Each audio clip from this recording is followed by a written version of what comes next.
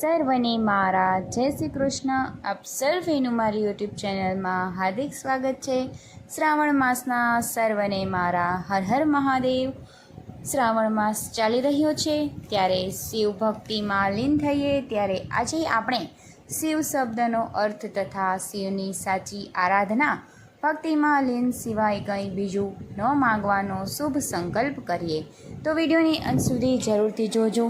અને જો ચેનલમાં નવા હોય અને ચેનલને સબસ્ક્રાઈબ ના કરી હોય તો જલ્દીથી કરી દેજો. વિડીયો પસંદ આવે તો લાઈક અને શેર કરજો. કોમેન્ટમાં હર હર મહાદેવ જરૂરથી લખજો. શિવ શબ્દનો અર્થ જ જીવ અને જગતનું કલ્યાણ કરનારા એવો થાય છે. તો પછી શિવ આરાધનાના બદલામાં સાંસ્કૃતિક માંગણીઓને સ્થાન રહેવું ન જોઈએ. આમ છતાં 21મી સદીના વૈજ્ઞાનિક કોમ્પ્યુટર તથા ટેકનોલોજીના યુગમાં જીવતો માણસ, બૌદ્ધિક, શિક્ષિત અને સંસ્કારી મનુષ્ય પોતે જગજન્મ કે આ જન્મમાં કરેલા દુર્બુદ્ધિના અશુભ, અમંગલ અને સદકર્મોના ફળ રૂપે પોતાના જીવનમાં આવતા દુઃખોમાંથી છુટકારો મેળવવા અને તેમાંથી મુક્ત થવા અનેક ટૂંકા રસ્તાઓ સતત ધમપછાડા કરતો રહે છે. ભારતીય સંસ્કૃતિ તો ઈશ્વરના આશીર્વાદ કે અનુદાન મેળવવા માટે પ્રથમ લેવાને બદલે આપવાનું છે.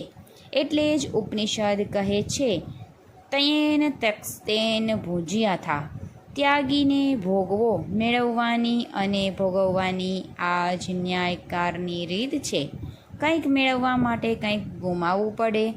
ગીવ એન્ડ ટેક, આપો અને મેળવો, વાવો અને લણો, લણાવતા પહેલાં વાવવું પડે.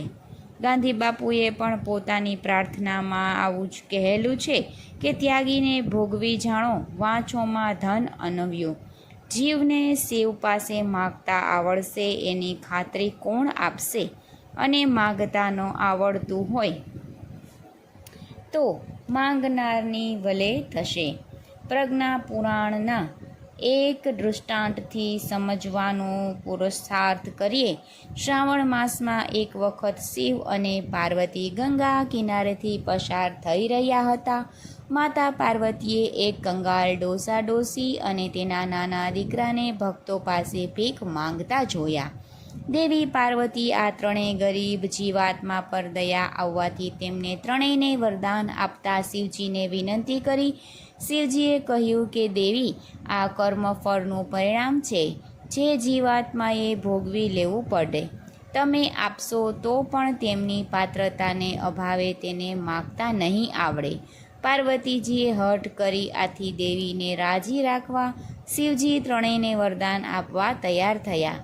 પ્રથમ ડોસીમાં પોતાનું વરદાન માગતા કહ્યું કે થોડોક વિચાર કરી ડોસીમાએ પોતાને નવા જવાન સુંદરી બનાવી દેવાનું વરદાન માગ્યું. તથાસ્તુ કહેવાથી ડોસી સુંદરી બની ગયા.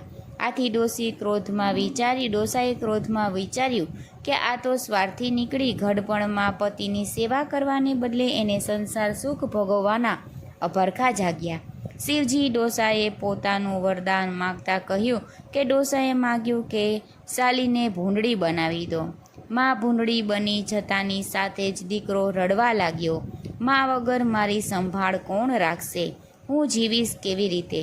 શિવજીએ કહ્યું કે બેટા રડ નહીં, તારું વરદાન બાકી છે, માગી લે. છોકરાએ વરદાન માગ્યું કે મારી માં જેવી હતી એવી બનાવી દો. ભૂંડળી ફરીથી ડોસીમાં બની ગયા. માં પાર્વતી આશ્ચર્યચકિત થઈ જોઈ રહ્યા. સારું છે, અંતર્યામી દયાળુ ઈશ્વર આપણી બધી જ માંગણી પૂરી નથી કરતા. નહીંતર જે થોડું સુખ મળ્યું છે એ પણ ગુમાવવાનો વખત આવે. બચપનમાં આજ્ઞાની અવસ્થામાં ધૂળ ખાતા બાળકને ઠપકો આપી ગુસ્સામાં મારપીટ કરતી માતા બાળકને દુશ્મન લાગે છે. પરંતુ મોટા થતાં એ જ બાળકને સત્ય સમજાય છે કે ધૂળ ખાવાની પોતાની ઈચ્છાને પૂરી ન કરી અને માએ પોતાના સ્વાસ્થ્ય બહુ મોટો ઉપકાર કર્યો. ભક્ત અને ભગવાનનો સંબંધ આવો જ સંતાન અને જનની જેવો છે.